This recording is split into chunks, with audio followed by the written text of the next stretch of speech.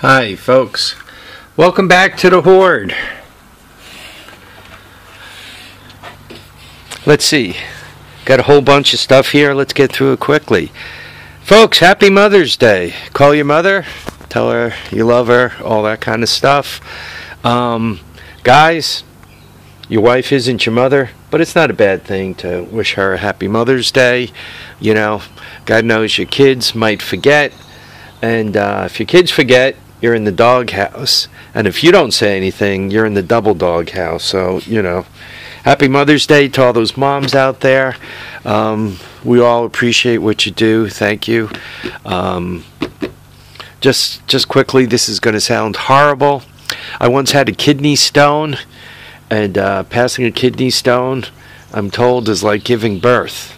Kidney stone is about the size of a grain of pepper. Think about that as you're trying to fire off that, 5 to 10 pound kid. So, once again, thanks to all those moms out there. We appreciate you putting us into this world. And Father's Day is coming, and then we'll appreciate you guys. All right, so that's first. Second, on the auction, I shot 2 20-minute videos, give or take a little bit. During one of those, or during both those videos, I'm kind of walking around with my buddy Charlie, and we're shooting the breeze. I'm going to refer to him as Cursing Charlie, providing commentary, because he has a tendency to drop F-bombs. You could hardly hear him and all, but just for those of you who watch some of my video with your kids, warn them, or choose not to watch it with them, or whatever. I try to keep my channel family friendly.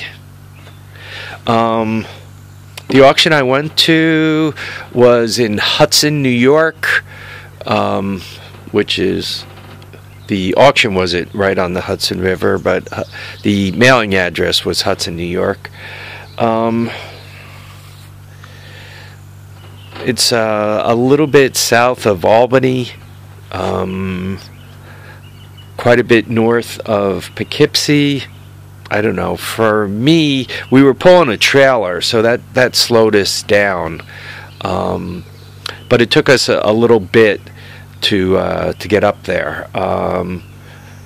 Probably took us, 45 minutes, give or take a little bit. From Charlie lives is in Pleasant Valley, so it took us about 45 minutes from Pleasant Valley. I'd say it's probably 45 minutes to an hour south of Albany, and it was known as Hudson Valley Old Power Association, something like that, Hudson, New York. You guys could look it up. It is the second Saturday in May every year. So as you start looking at my schedule, you got the last weekend of April is the first Stormville.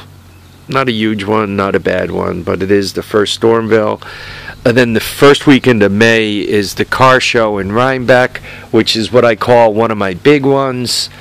Then comes this one, which is the second weekend in May.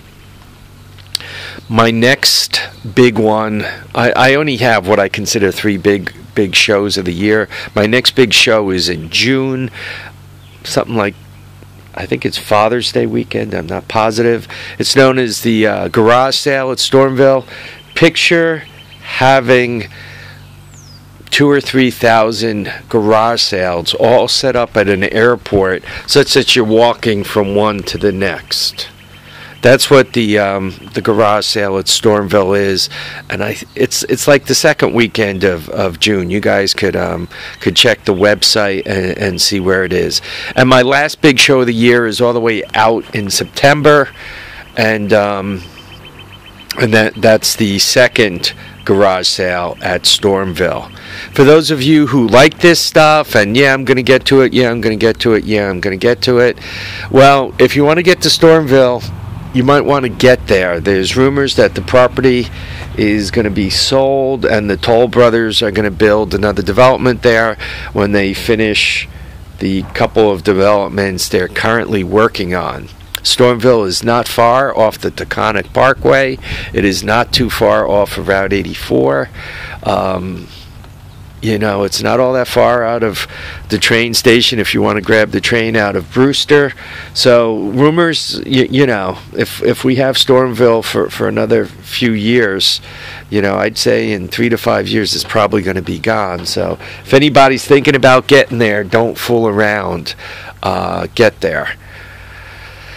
How much time have I burned? I hate to mix videos, and for some of you guys this might be a bit of a pain in the neck, but I keep getting asked questions about, you know, I lost my key, or I bought a quad without a key. What do I do? How do I do? And all that kind of stuff. So I think I'm going to do that as a separate video. It's just easier to separate the topics out. So that's what I think I'm going to do.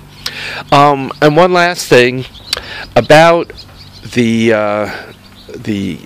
auction videos.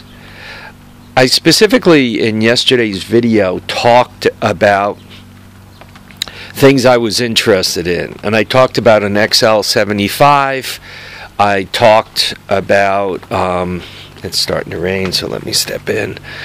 I talked about the XL75. I talked about an ATC 200. It was a 1981 model. I talked about a 4-Trax 125 with the 110 plastic in the back. And I talked about a golf cart, and I talked about a Cushman. Now, I bought one of those things, but just quickly, let me go through the prices that each one went for. And also, there was a video where in my video, in the front of the video, I spent quite a bit of time with my camera on a blue Bultaco motorcycle, a street-legal Bultaco motorcycle. Anyway, the Bultaco went for $1,800 plus tax. I'm not sure if there was paperwork for that. For that kind of money, I would have to think that there's paperwork. It's a valuable bike, but without paperwork, and it was a newer bike, right, which makes it harder in New York to get paperwork for it. Perhaps if one has connections elsewhere, you could get the paperwork, but New York, it's a little harder, because I'd say it was probably from the 80s. So that's the anyway. So it went for about $1,800 plus tax. The Cushman went for it was about $850, $875. Because the guy I was with, a guy who runs a stone quarry that wanted to buy it. He says, "God, I jumped out because by the time I add tax to it, it was almost $1,000 bill. So it went for some pretty money." The XL75 went for $550. The bike had a lot of potential, but I thought that was tall. I could buy them on Craigslist for that. Maybe not quite as intact as that bike was, but I thought that was quite a bit of money for a pig in the poke bike. And by pig in the poke, you didn't know if once you got it running, if it was a smoker, if it had transmission problems, if you know it had a clutch problem, you know. So $550, the key switch was broke. I thought that was a little high. The ATC 200, I stopped bidding at 180 or 175. I think it went for 180. I think the guy above me was 180. Maybe it went up a little higher.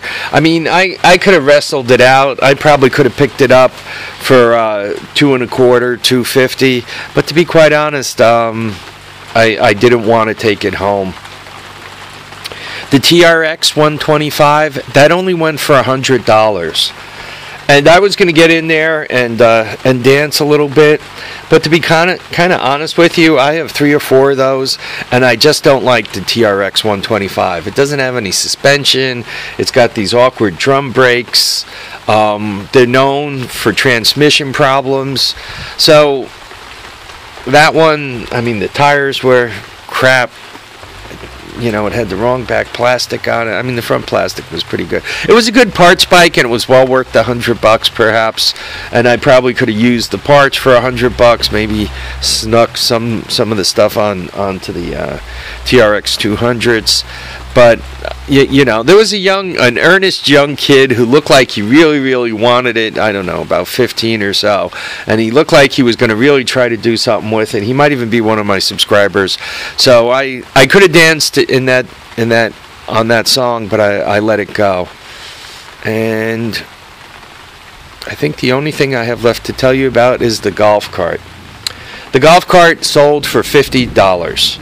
So and that needed the it was completely missing the drive clutch, and when you're missing the drive clutch, that means you can't turn the motor over, because that's where the pulley goes to turn the motor over, and the front of it has a shroud for the fan, so you really can't touch the motor.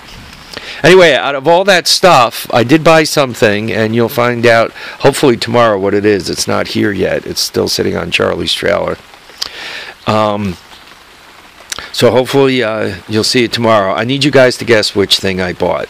So that's the Mother's Day gig. Anyway, folks, once again, happy Mother's Day to all, especially to the moms out there. We appreciate you suffering through our births and our adolescence. And our breaking your stuff, and you know, the sleepless nights, the wrecked cars, you know, the heartache, the tyranny. Hopefully we're kind of paying that back with some good things right now, or when you get to see us raise our own kids, you'll be smiling thinking, boy, that's payback. All right, folks, once again, thanks for watching and commenting and subscribing. Remember to keep your feet down, keep your heads up, and get out there and enjoy all your days. Bye now, folks.